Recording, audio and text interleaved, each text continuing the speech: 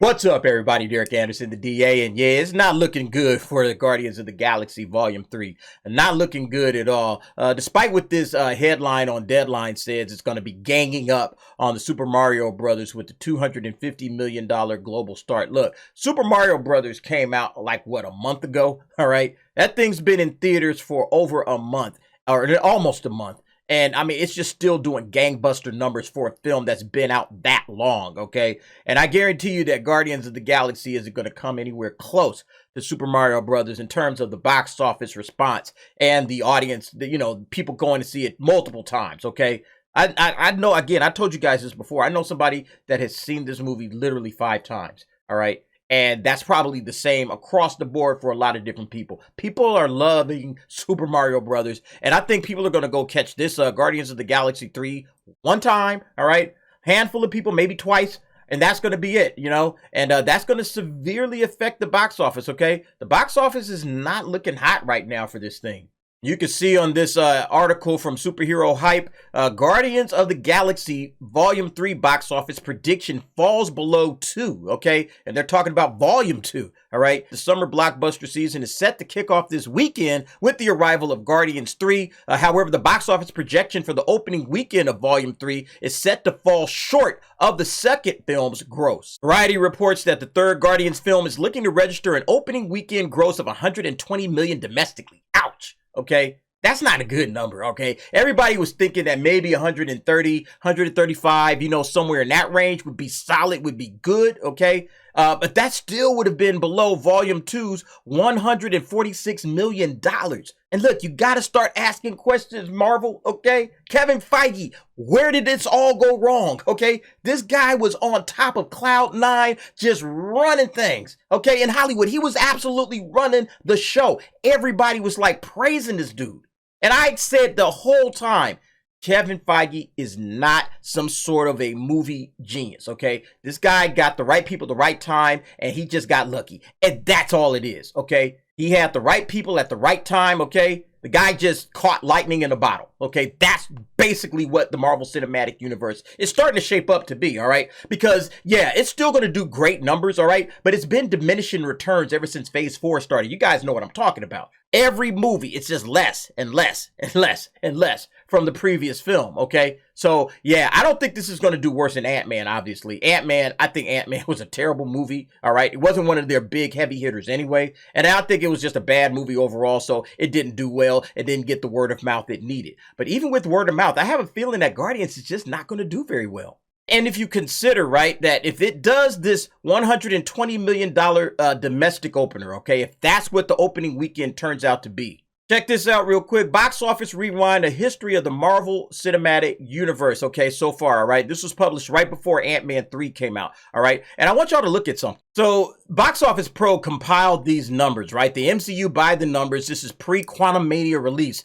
And you can see the average domestic opener is $137 million, okay, for an opening weekend for a Marvel film, okay? Out of all 30 films that they've done, $137 million is kind of the average opener. So if this thing opens up to 120, all right, it's below average even for Marvel, okay? No matter how great the film is, no matter how much people may praise it and love it, all right, it'll be below average. And if it doesn't hit this $371 million domestic gross, all right, it's also going to be below average. And if it opens to 120, I guarantee you it's not going to hit this number, okay? It absolutely will not hit this number unless it just gets bonko word of mouth and people are absolutely saying this is the greatest thing ever, all right? And so far with the critic reviews, it's looking like it's kind of just an okay Marvel movie for Marvel, all right? Marvel usually will have, stuff into the 80s and 90s, all right? This one's been hovering pretty comfortably right here at that 79% mark. Sometimes it dips to 78. Sometimes I've seen it go up to 80, but it's right around this number, okay? High 70s, okay? That's basically where this thing has been, all right? And most of the reviews have been kind of mixed,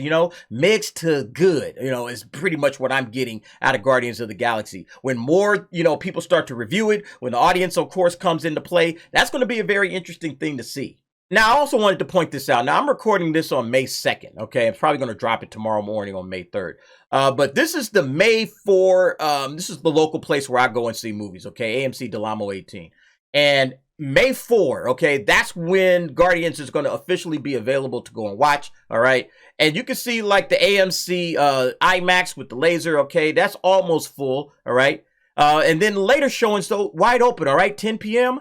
You can see there's still seats available, okay, at the 10 o'clock show. Now, that's kind of late. It's a Thursday, right? People got to go to work the next day. But I remember coming to Endgame, when Endgame was out, oh, man, you couldn't get a seat, okay? You couldn't get a seat. I couldn't get a seat for Endgame till like Friday or something like that, or maybe even Saturday. I can't remember, all right? Spider-Man No Way Home, same thing. I was like searching high and low theaters all over the place, trying to find a place to go and see Spidey No Way Home, all right? I think eventually I had to see that on a Saturday, right? And even with like Doctor Strange and the Multiverse of Madness, okay? All of these seats was done, okay? I eventually found like one single seat like sitting off in the corner in one theater, all right? And I went to see it, but it definitely wasn't an IMAX.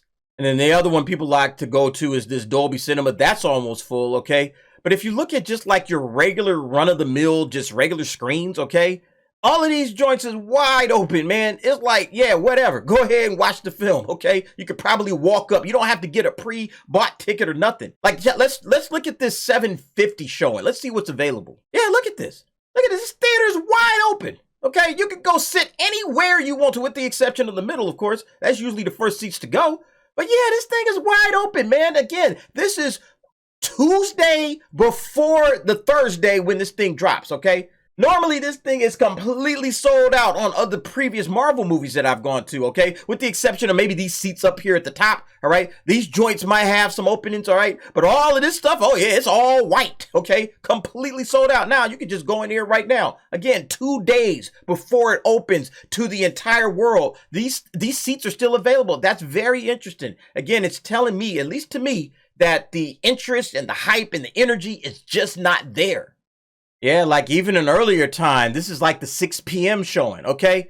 Yeah, once again, man, wherever you want to sit, not of course in the middle, but you know, if you want to sit over here or out here, okay, wherever, okay, you good, okay? Plenty of seats available. Don't worry about it. Again, just probably walk up traffic will have no problem going in to see this movie. This tells me that this thing is not getting the energy of a typical Marvel movie, all right? Especially Guardians of the Galaxy. I thought that this thing was destined for $1 billion, okay? So I'm here saying, hey, I was wrong about this film, all right? I thought it was going to hit $1 billion, okay? At the very least, get close to $1 billion, right?